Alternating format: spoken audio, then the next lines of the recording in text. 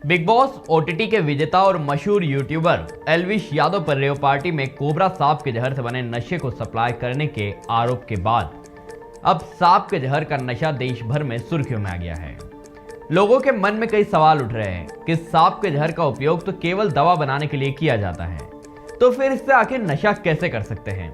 Cobra की गिनती तो दुनिया के सबसे जहरीले सांपों में होती है, तो फिर इसके जहर से नशा करने से मौत क्यों नहीं होती। आखिर सांप के जहर से बने ड्रग्स में ऐसा क्या है कि बहुत महंगा मिलने के बाद भी युवाओं में इसका चलन बहुत तेजी से बढ़ रहा है। वहीं सांप के जहर का नशा उन तक पहुंचता कैसे है और सांप के जहर से बना नशा करना कितना खतरनाक है। व्यास मीडिया की रिसर्च टीम आज आपको इन सवालों के जवाब देगी, तो चलिए शुरू करते हैं। लेकिन उसके पहले आपको बता दें कि भारत में सांपों की करीब 550 प्रजातियां पाई जाती हैं, जिनमें से 10 बहुत ही जहरीली होती है और इन जहरीले सांपों में भी कोबरा का नाम सबसे पहले आता है। कोबरा एक बार में इतना जहर निकालता है जिससे 10 लोगों की जान जा सकती है।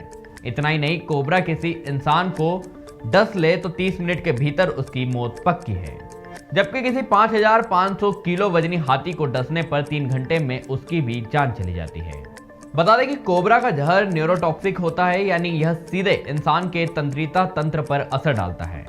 इन सांपों के डसने के कुछ समय के भीतर ही इंसान के दिल और फेफड़े काम करना बंद कर देते हैं, जिससे उसकी मौत हो जाती है।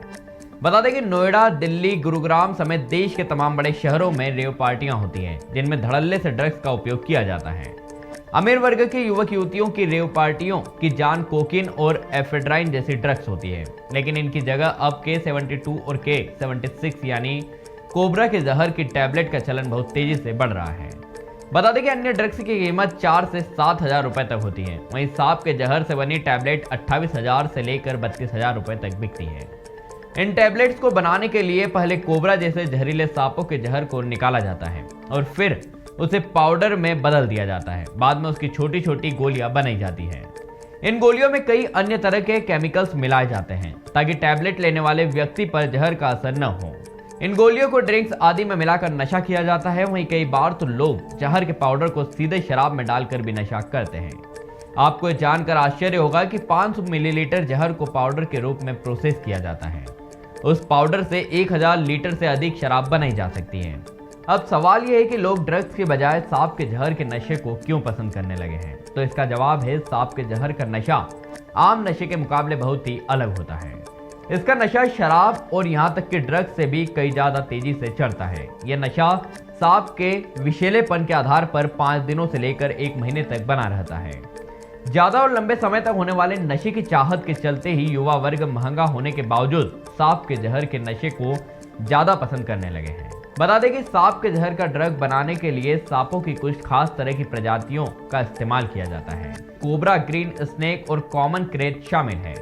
एक्सपर्ट्स की माने तो सांप के जहर में ऐसे केमिकल्स होते हैं जो खास तरह के आनंद का अनुभव कराते हैं, शरीर को एनर्जी से भरते हैं, क्योंकि इनका असर सीधे दिमाग पर होता है।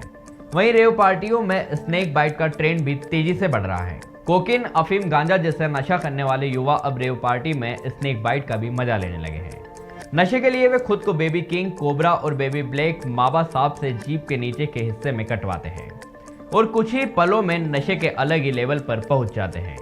हाल ही में चंडीगढ़ के post graduate institute of medical education and research के शोधकर्ताओं ने स्नेक बाइट लेने वाले लोगों पर एक अध्ययन किया था। इसमें उन्होंने 2 लड़कों पर नजर रखी और देखा कि स्नेक बाइट लेने वाले इन लड़कों के शरीर में इसका क्या प्रभाव होता है। खबरों की माने तो जब कोई स्नेक बाइट का नशा करता है तो सांप के काटते ही सबसे पहले उसे एक झटका महसूस होता है।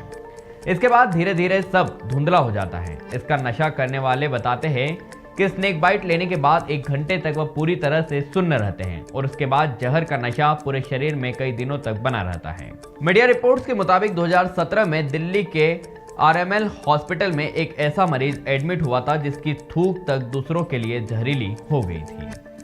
डॉक्टरों के अनुसार शराब और अन्य नशे करते करते वह शख्स इतना आदी हो गया था कि अब उसे उन नशों का असर ही नहीं होता था। इसके बाद उसे सांप के जहर का नशा करना शुरू कर दिया। इससे उसका खून तक टॉक्सिक हो गया। शख्स ने डॉक्टरों को बताया कि वह सांप के जहर के ड्रग्स से वह 24 से 30 घंटे तक नशे में रहता था।